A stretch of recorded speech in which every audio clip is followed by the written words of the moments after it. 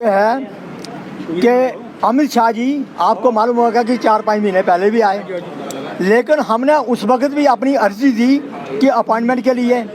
अब जब अब आए तो अभी हमने डिपकाम को अपनी अर्जी दी जाकर।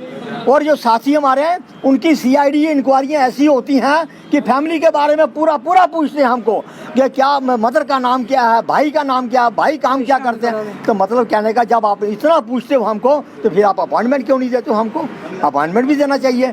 जो डेलीगेशन ओबीसी का है इसको कोई बात इन्होंने अपॉइंटमेंट का टाइम नहीं दिया। साथियों, हमारी मांग है कि जम्मू कश्मीर में एक केंद्र शासित प्रदेश बन चुका हुआ है।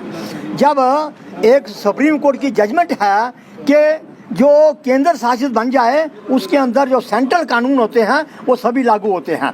या भाई साहब आपने EWS 10% रिजर्वेशन जो स्वर्ण जातियों को दी वो आपने लागू कर दी बिल्कुल। उसका कोई आपने कोई उसका मतलब कहने का कोई कमीशन नहीं बनाया उनके लिए, कोई आपने उनकी पॉपुलेशन कैलकुलेट नहीं की, लेकिन लागू कर दिया। हमारा आज सुप्रीम कोर्ट की जजमेंट 16/11/1992 को हुई थी, लेकिन आज जम्मू कश्मीर में 28 साल बीत गए, ओबीसी को रिजर्वेशन का हक नहीं दिया। और आज भी ओबीसी की शून्य रिजर्वेशन है बिल्कुल जम्मू कश्मीर की नौकरियों में। उसके बाद साथियों, संविधान की धारा 243 D6 और T6 जिसके तहत पंचायती राज सिस्टम और अर्बन लोकल बॉडीज़ में हमें हिस्सेदारी मिलनी चाहिए। आप लखनपुर से चल के आप पलांवाला तक चले जाइए और लखनपुर से लेकर कश्मीर तक चले जाइए, ओबीसी का सरपंच आपको ढूंढा नहीं मिलता है। कहने का भाव 75 का साल में जिन लोगों की 32% 1931 की सेंसस के मुताबिक आबादी थी, उनको आज पंचायती राज सिस्टम और अर्बन लोकल बॉडी में हिस्सेदारी कितनी है? शून्य के बराबर, बिल्कुल शून्य है। इसका मतलब आज भी ओबीसी जम्मू कश्मीर के अंदर गुलामी की जिंदगी जी रहा है। इंटरनल गुलामी है हमारी ये बिल्कुल। हम लोग जब शासन और प्रशासन में कोई हिस्सेदारी नहीं हो तो इसका मतलब जब आप भाई साहब हर 10 साल के बाद गिनती करते हो, जानवरों की गिनती करते हो, फिर आप भारत में कितनी नारियाँ हैं उनकी गिनती करते हो, आप जितनी गाड़ियाँ चलती हैं, मोटरसाइकिल चलते हैं, कच्चे पक्के मकान हैं, कच्चे मकान हैं, सब की गिनती होती है। हर शेड्यूल कास्ट की, शेड्यूल ट्राइब की, मुस्लिम समुदाय की, सिख समुदाय की।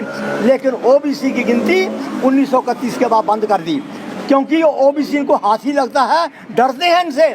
जिस दिन ओबीसी जाग गया देश के अंदर तो ये पता नहीं क्या बवाल खड़ा कर देंगे साथियों, क्योंकि इनको अधिकार नहीं है जो अब सुप्रीम कोर्ट के जजमेंट के तहत मिले हुए हैं। जब आप सबकी गिनती करते हो फिर ओबीसी की गिनती क्यों नहीं करते हो? दासा, हम ये 3 मांगे लेके चले हुए हैं कि हमारी चौथी बात हमारी ये है कि अगर ये रेवेन्यू डिपार्टमेंट है मेरी आवाज़ को सुन रहे हैं आपके माध्यम से, मैं इनको कहूँगा कि आप ओबीसी का जो सर्टिफिकेट है ओबीसी का, उसके लिए आप क्यों इनको लोगों को मतलब कहने का कि वहाँ पे दर बदर की ठोकरें खाते हैं और उनको हरासमेंट करते हैं बिल्कुल, खासकर तहसीलदार। और मैं जम्मू डीसी को ये बात कहना चाहता हूँ ये आपके माध्यम से कि आप लोग जो सर्टिफिकेट ओबीसी के हैं, फिर जो केंद्र के सर्टिफिकेट हैं, जो सेंट्रल गवर्नमेंट के लिए सर्टिफिकेट बनता है, उसके लिए जो सैलरी क्लास होते हैं और एग्रीकल्चर क्लास होती है उनकी इनकम क्लब नहीं होती है, उनका सर्टिफिकेट बनना चाहिए। लेकिन ये 27% लागू करो, 27% लागू करो, 27% लागू करो, 27% लागू करो। आवाज दो,